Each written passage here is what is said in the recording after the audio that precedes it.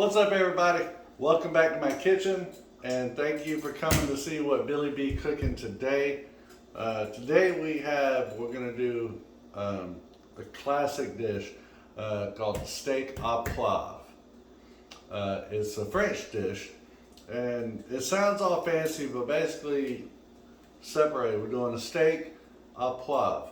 Au poivre is the sauce that we're gonna use to pour over the steak. We all know how to make steak. You've seen my previous videos. Easy peasy. I'll show this again. The au poivre is French for peppercorn or pepper sauce, right? So what I've done here, and I've pre-done this to save us some time. So I've salt, peppered, and garlicked my steak. You know how I just love salt, pepper, garlic. That's all you need on a steak. But for an au poivre sauce, you want to use big, thick peppercorns, right? So, you know my pepper grinder, I open it all the way up and it's got some big, coarse chunks of peppercorns. Give me a second, I'll show you what I'm talking about. So I got the big, thick chunks of the black pepper. With an au poivre sauce, you also want to use green peppercorns. Green pepper. If you can't find them in the grocery store, they got them on Amazon. They come in a can, like 10 bucks. It's a regular peppercorn like, but it's a green peppercorn, and they're soft and they're kept in a brine. They're like medium heat. If black peppercorn's a heavy pepper, these are like a medium pepper. You can taste one, it's nice. And you know I got my Brussels sprouts in the oven. Those are gonna come out lovely. We'll see those in a minute. We get the flambe today with some cognac, which actually, with your green peppercorns, pour out your brine from the can, drain your peppercorns, and then soak them in cognac. They'll keep for up to a year. I got my pan on medium-high heat. We're gonna sear our steak in that. But before we do that, we're gonna start working on our sauce. Come over this side of the counter. Come over here and cook with me. Come on. All right, we got a couple things going on right now. Right now we got this pan hot enough. Let's go ahead and put some oil in there so we can get our steak on. And the oven just went off from my Brussels sprouts. Let's go ahead and pull them out, take a look.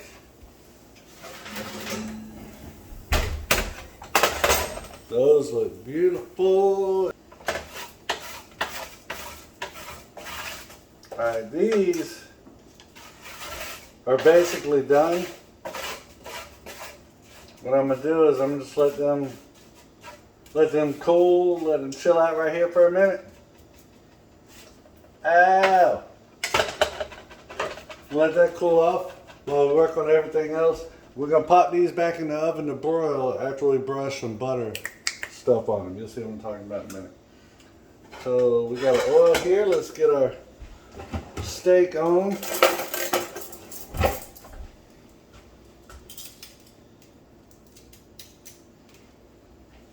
And first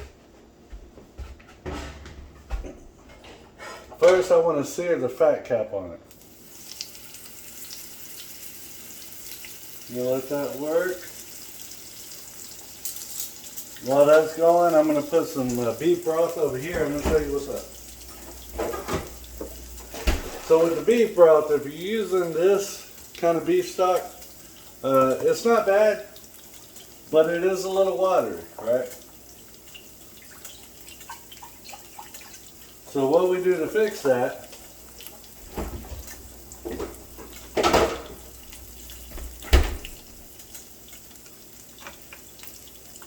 is while you're cooking it, add some tomato paste to your beef broth. It's almost like if you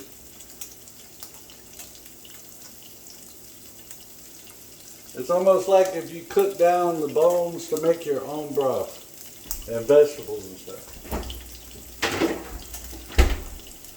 And I also add a little Maggi seasoning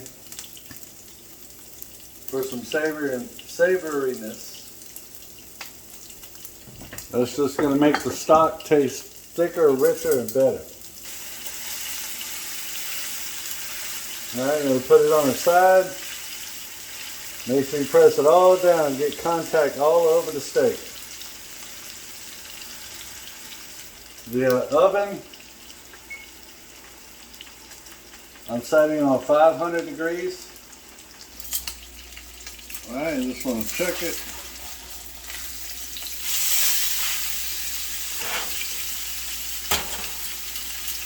Flip it every couple minutes. And then, like I said, we're going in the oven to finish it up. Because it's such a thick piece of meat, the pan's not going to finish it. We got our beef stock and tomato paste going with the Maggi sauce. And like I said, that's going to give it a deeper, richer flavor. What we're going to do is, once we take the steak, we're going to put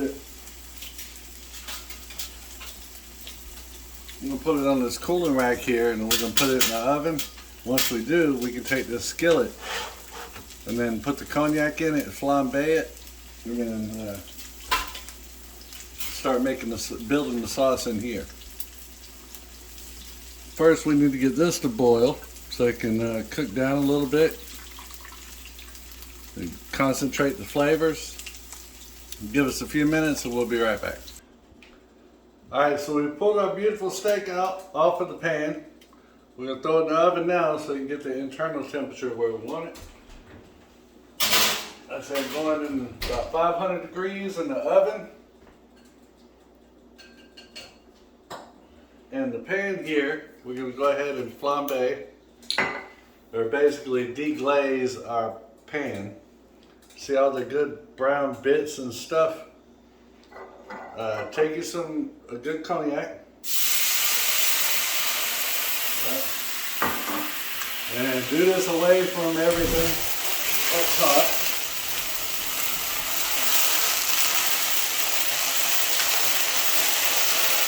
It will burn off the alcohol.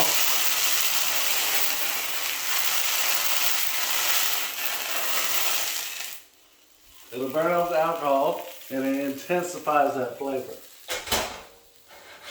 So, turn the heat down a little bit, about medium to medium high. So my medium's a 5, I'm going 6.5. And then you got your beef broth that you've been cooking with the tomato paste and the Maggi sauce. It's starting to boil, so go ahead and add it. And you don't burn the alcohol off. And if for any reason you don't want to use alcohol, no problem whatsoever. Just use a little bit extra beef stock. That's all. And then get that incorporated. And we're going to let it cook down some. As a matter of fact, come back over here and help me finish this up. Alright, so we're just cooking it down now, We're just reducing some of that beef stock. We done deglazed the pan, so we got all the steak bits and brown bits up off the bottom of it. Now you're just condensing the flavors, getting it more robust.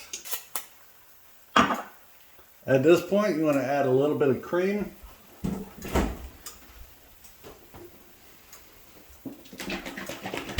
And the cream, you just add as much as you like. I mean,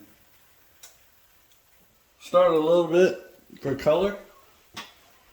And just check the color out. Some people like their Poivre a little darker, but like I say, you're going to condense this down. And you see the steak bits and the peppercorns, that's going to be wonderful. We're done with the cognac. Then at this point, we can go ahead and add some of the green peppercorns.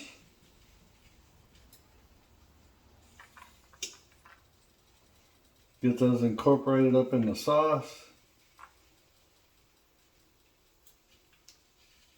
Not too many, you don't want to overdo it, but you just want to put a few. And then like I said, the rest of them, you can keep them in the cognac. They'll last close to up to a year in the refrigerator. Make sure you stir everything so it's nothing sticking to the bottom. Now these Brussels sprouts, let's get back on those.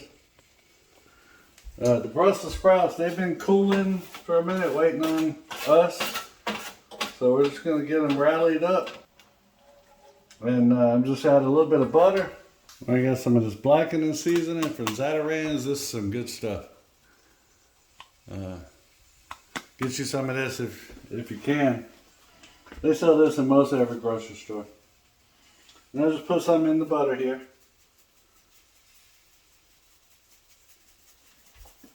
I'm going to show you what we're going to do.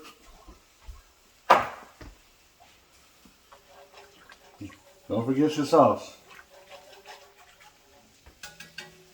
And then get your butter incorporated with that blackening seasoning. Get you one of these brushes. Get you one of these brushes here. And you just kind of want to bathe it. Just kind of want to baste your Brussels sprouts. Go ahead and turn your sauce off. Get it off of the heat. Go ahead and slowly add in some cold butter. I got unsalted butter here. Just add a little bit at a time. Get it stirred in there. Incorporate it. You don't want to put it all in at one time. It's so hot. You don't want it to separate on you. You don't want the butter oils to separate. Just kind of get them in there. Get them started melting. All right, we got a couple more pieces. Look at that beauty right there. Sorry if my arm's in the way. Just getting this sauce stirred up. We're going to let this steak rest.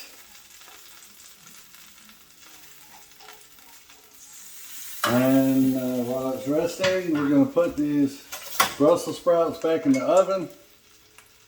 But we're going to put them on broil just so it can hit the butter. The broiler, you hit the butter, crisp them right back up or rewarm them. Remember, they've been sitting out for a minute. Give me a minute to do that, and I'll plate this and show you what's up.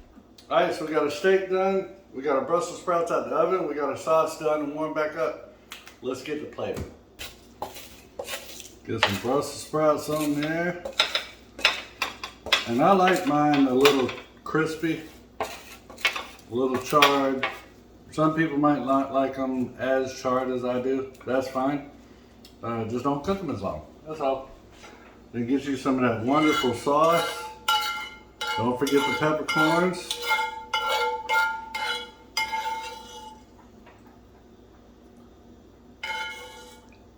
And I like mine runny, the Poivre sauce.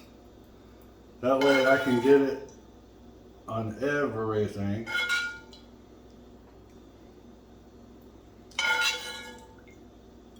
Just go crazy.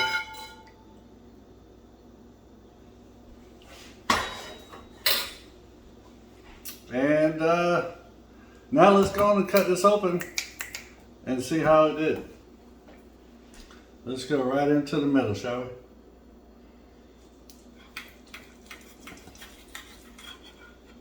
Oh my gosh. Look at that, y'all. Oh my goodness. That is, for an 1.5 inch thick piece of steak, that is beautiful. I'm not even left-handed. That is beautiful. I don't know if y'all can see that as I'm dripping it everywhere.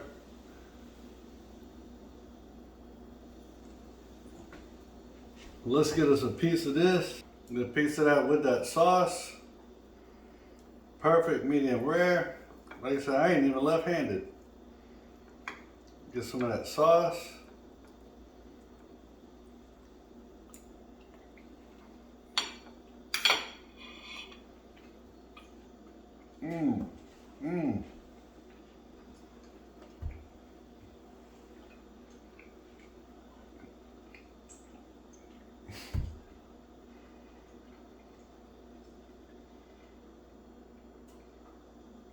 Oh my gosh, y'all. Oh my. I know y'all don't know me. I do not deserve this steak. Oh my God. That is the most tender, delicious. That sauce just gives it a savory, almost a gravy-like, but lighter, and ah, it's not as peppery as you would think either. It's just an amazing flavor. Oh my goodness. Let me make sure that wasn't just a fluke. Hold on. Let me make sure I didn't just get the perfect piece.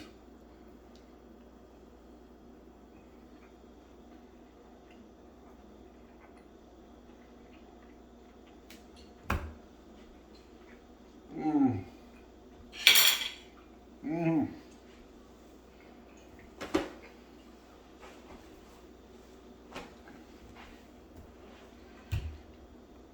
Mmm. I didn't even take it, but I was so prepared to make this pretty and everything. I couldn't wait to dig in. I got some stuff, but bear with me. We might put this in the outtakes or something. Hold on. Oh my gosh. Oh my gosh. Like, it doesn't even need this, but since I already chopped it up, make everything pretty. Got some fresh parsley. Like I said, it's already chopped up. I'm gonna just throw it in there. It's just for me and you. Like, it's not going in a magazine or nothing. Parsley makes everything pretty. And it doesn't really mess with flavors. So get some good parsley, chop it up, put it on there. Oh my God, let me get one of these Brussels sprouts with the sauce on it. That wasn't even supposed to happen. I got some sauce on the Brussels sprout. Hold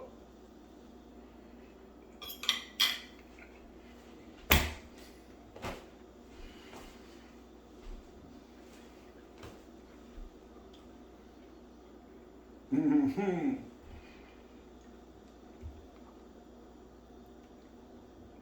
Oh my goodness. Oh my goodness, really? Y'all, I think I am my best friend again. All the arguments I have with myself, I'm so sorry. I did not mean to be that way. This is, oh my God, I had no idea I had superpowers. Hey, try this recipe, y'all. Trust me. It's quick, easy. Don't take many ingredients at all. I might add one or two things that you don't have to. Like I said, if you don't like alcohol, no problem. You don't have to use cognac. You don't have to flambe the pan, make it look all pretty and burn your eyebrows off like I did. Just use a little bit of extra beef stock. And you can use beef stock right out the container. To me, if you add a little bit of tomato paste and cook it into your stock, it makes your stock a lot heartier, more tasty, more rich flavor of stock. So when you add it to other stuff, it just helps it out. But like I say, you don't have to do that. You use it straight out the carton. It's just as good. Not just as good, but it's still good. Anyway, I got something to do. Thank y'all so much for coming back in my kitchen. You know I love y'all, and I will see you soon.